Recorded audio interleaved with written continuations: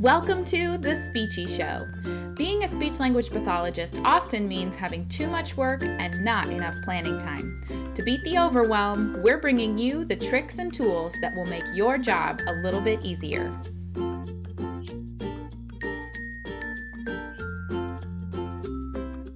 Hello everyone, and welcome to The Speechy Show. I am your host, Carrie Clark from SpeechAndLanguageKids.com. And I am here today with Autumn Bryant from Expand Your Scope. Thank you for coming on the show again today, Autumn. Hi, my pleasure. Autumn is a repeat guest. This is your second show, right? Yes. Yeah. So Autumn is from ExpandYourScope.com, and today we are talking about your SLP resume. So I'm guessing that this is going to be relevant to a lot of people who are looking to update their resume. But we will, of course, be focusing on the speech-language pathologists in the world because that is our people. Those are our people. So we're going to share that today. We're going to go ahead and get started in just a minute. If you are joining us live, go ahead and type in what setting you are working in. We want to see, are you in the schools? Are you in medical? That'll help us make sure we get you the right information today. And while we're getting a couple more people here on our Facebook Live event, I will introduce the show. If you are new to us, this is the Speechy Show. We get on every Monday afternoon. We've been missing a lot lately with holidays and illnesses and missed schedules. So every once in a while, we get on a Monday afternoon and we share some tips with you and we do some giveaways. So stay tuned for those. We're going to do those in just a moment. So Autumn, why don't you go ahead and introduce yourself for any of our listeners that are not familiar with you? Sure. So you might know my name from Autumn Bryant, Speech Language Investigator, but I'm actually here on behalf of my other site, Expand Your Scope. So I've been an SLP for almost 10 years now. I've worked in both the school setting and the outpatient setting, and I've been fortunate enough to sit on some interview committees and see lots of SLP resumes. So I thought, you know what, I could use this information to help other people get their resume noticed and stand out for the right reasons. Absolutely. I think that this is something that we all need if we're going to have a job, and there's a lot of misinformation out there. So I'm excited to share this with everyone today. If you are joining us on Facebook Live right now, go ahead and type in what setting you're in, and if you have any questions as we go along, go ahead and add those in. And stay tuned for the giveaways. We have a couple giveaways here in just a couple moments. All right, so we have 5 tips for you today about building your perfect resume that will stand out from the crowd. So the first one is that objective statement. Autumn, tell us how you feel about the objective statement. Well, it's kind of old school, unfortunately, these days. So the other thing that I forgot to mention about myself is I actually went back to school after I was an SLP to get a second master's in health communication. And I had their human resources professionals review my resume and give feedback and things like that. And one of the first things all the human resources professionals that I've encountered will tell you is get rid of that objective statement. All right, now it's like shooting you in the foot. In case people are not familiar with that, tell us what the objective statement is supposed to do and then why you don't like it. So the objective statement is where people usually put what they are looking for in a position, what their outcomes or career goals are that they want. But the reason you don't want to put it is because what if you're willing to accept a job that's not a perfect match from your objective statement, but the employer reads that objective statement and says, oh, well, that's not us. Next, and tosses it to the back of the pile. So perfect. Okay. So first thing you do, X the objective statement. Doesn't need to be there. All right. So then the next tip we have on the list is to list any relevant certifications and trainings you may have.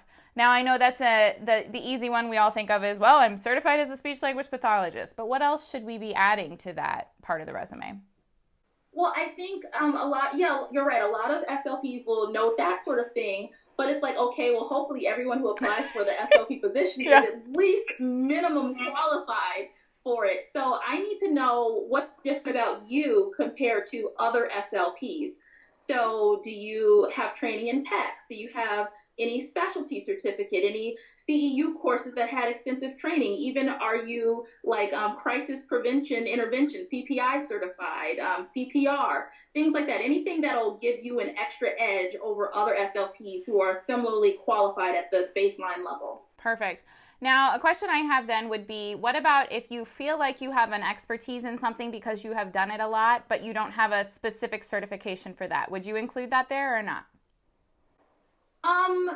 Well, so don't put it in the certification section, but there are ways to weave it in there. You can definitely list it in your under job descriptions that had that. Make that one of your statements underneath there that highlights what experiences you have. Or even if you've attended a CEU that didn't necessarily have a certification, but you feel like it made a big impact on your practice, I've seen people start to list very important CEU courses there. Perfect. Wonderful. I love that.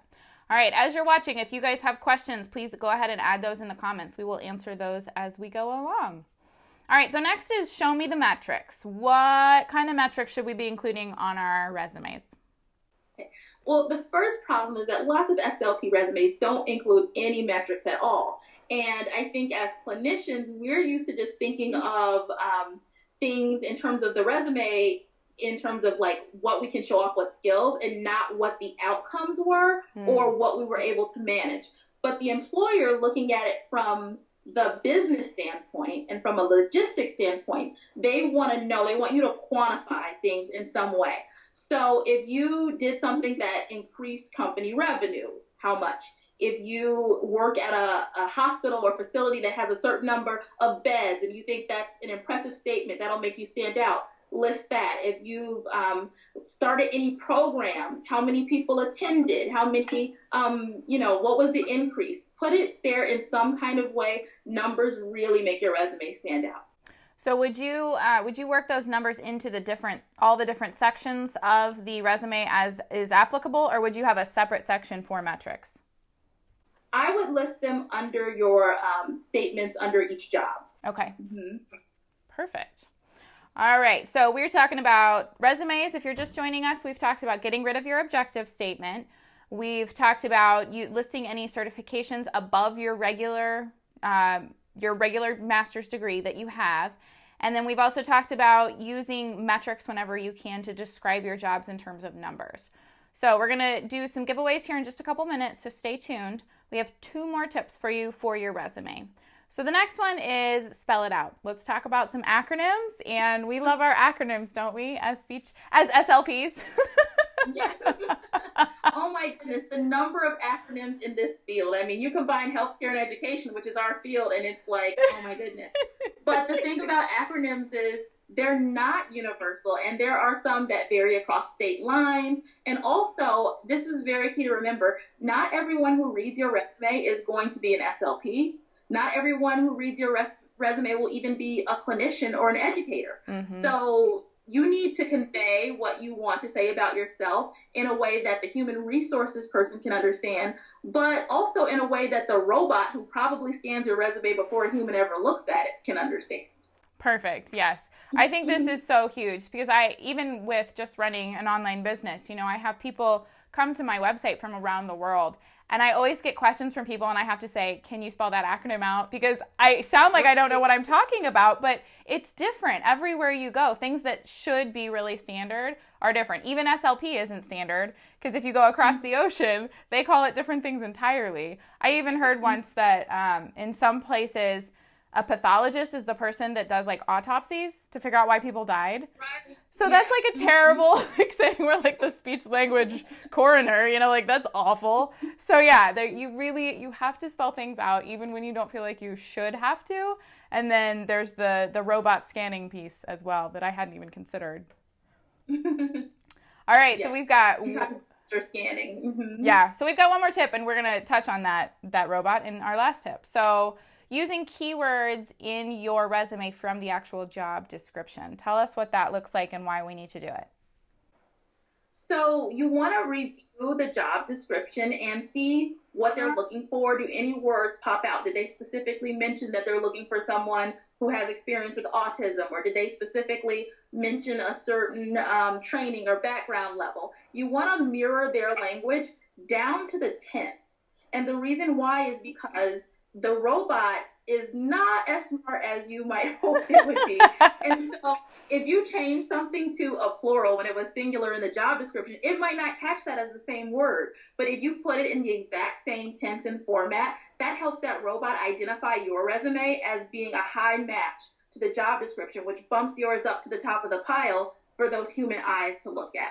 Perfect. Yeah, that's huge. I didn't even realize that that was a thing, that there were robots that were scanning. So I didn't until I had my resume. Yeah, that's amazing. So yeah, good information to have for sure. Okay, those are our 5 tips on improving your resume as a speech language pathologist, or for anyone, really. I feel like those are pretty applicable tips to all fields. But we're going to talk about some resources here specifically for our speech language pathologists and do some giveaways. So, Autumn, what are your favorite resources for this topic? So I have a rubric on my website that I initially developed for the resume critiques that I do, but then I thought, you know what, I should make this accessible to people who just want to like quickly see a checklist of what they should include. So I have those 5 tips that we mentioned, as well as over 10 others for what should be included in their resume. There are also a couple of articles that I really love. So one talks about what an employer should look for in a resume. And I feel like this is very helpful in training us to look at our resume through a fresh set of eyes. Like, yes, it might look good to you as a clinician, but does it really convey everything you needed to say if you consider it from an employer perspective? I like that. Okay, so tell us where we can find those things. So I have the rubric on my website, and then the resume, the document that I mentioned, the article, is also available in my Facebook group for people who are members of those, but I can also share the links directly to some of those articles in the comments when we're on them. Perfect. So Autumn will do that. Her website is expandyourScope.com if you're looking for that, but she'll go ahead and put those down in the comments below when we are done, so you'll be able to access those links there, and for both of those articles as well. Perfect. Okay, so let's do some giveaways. If you are watching with us on Facebook Live, stay put. Don't go anywhere. I said that and like 2 people dropped off. Don't do that. Okay, what are you giving away for your giveaway today? So I'm going to give away my 30-minute resume critique, where I will look at your resume, use that rubric that we mentioned, give you my insights, look for action words too, which are very important for making your resume stand out. Perfect. Okay. So I'm going to ask a question here in a moment. The first winner is going to get the 30-minute resume critique, and the second winner is going to get 2 free months in the Speech Therapy Solution, which is my membership program exclusive for speech language pathologists. We have ASHA CEUs in there where you can get a new CEU each month. We also have a ton of training videos, worksheet library. We are answering your questions about your speech language cases all week long. We have a team doing that. So lots of support, lots of resources in there for you, and you'll get 2 months free if you win today. So here we go, giveaway time. Here is my question. Where are you? So what's your location? Type in where you are located. The first 2 people to answer are going to win. The first one will win the resume review, and the second one will win the 2 free months to the membership. Let's see what we got. There's a little bit of a delay always, so it'll take a minute. If you typed in your answer, just wait. We'll see it, I promise. While we're waiting for those to come in, why don't you tell people more about where they can find your information and your resources? Yes. So if you go to the Expand Your Scope website, for members, once you're in the member section, I have some resources there as well, but it's www.expandyourscope.com. If you're not the lucky winner of the resume critique, you can also choose to get yourself a resume critique from me, and we'll set up a time to connect with each other. And I have lots of resources that I share through my Facebook page for Expand Your Scope as well. Perfect. Wonderful. All right, we got a winner. All right, let's see. I got to get all the way to the top. Kimberly Fox from Pine Bluff, Arkansas. Wonderful. Congratulations, Kimberly. You are going to win the resume review. How would you like her to contact you, Autumn? She contacts me at info@griffonspeech.com. Okay, info@griffonspeech.com, Kimberly. And Heather Kelly, you said elementary Wisconsin. Wonderful. Congratulations, Heather. I believe that you are already a member. If I am incorrect, I'm sorry. But if you are, we'll add that 2 months to the end of your current membership. If you're not, then we'll get you started with the 2 free months. And you can contact us over at Carrie at speechandlanguagekids.com. That's Carrie at speechandlanguagekids.com, and my assistants will get you set up with the 2 free months. Wonderful. Thank you, everyone. All right, if you would like to know more about joining the Speech Therapy Solution membership, head on over to speechandlanguagekids.com/join. And if you would like more information and help with expanding your scope of speech-language pathology or working on your resume or anything having to do with going to a new setting, head on over to expandYourScope.com and check out all of the great resources that Autumn has for you. All right. Thank you all so much for joining us today, and we will see you maybe next week, maybe, I don't know, we'll see, some Monday. We'll see you soon. Bye for now. Thanks for joining us today on The Speechy Show. We hope today's tips have helped you feel a little less stressed and a little more confident about your work. If you're looking for more stress busters and confidence boosters, we'd love to have you join us in the Speech Therapy Solution, where you'll get access to a huge library of premium training videos and another library of print-and-go therapy materials. You can also get help with your tough cases by joining Carrie on the weekly Q&A calls or by posting in the exclusive Facebook group. Plus, group members can join us for a monthly webinar that can be used for continuing education credit. Head on over to speechandlanguagekids.com/join to check out all the amazing benefits of the Speech Therapy Solution membership. Bye for now.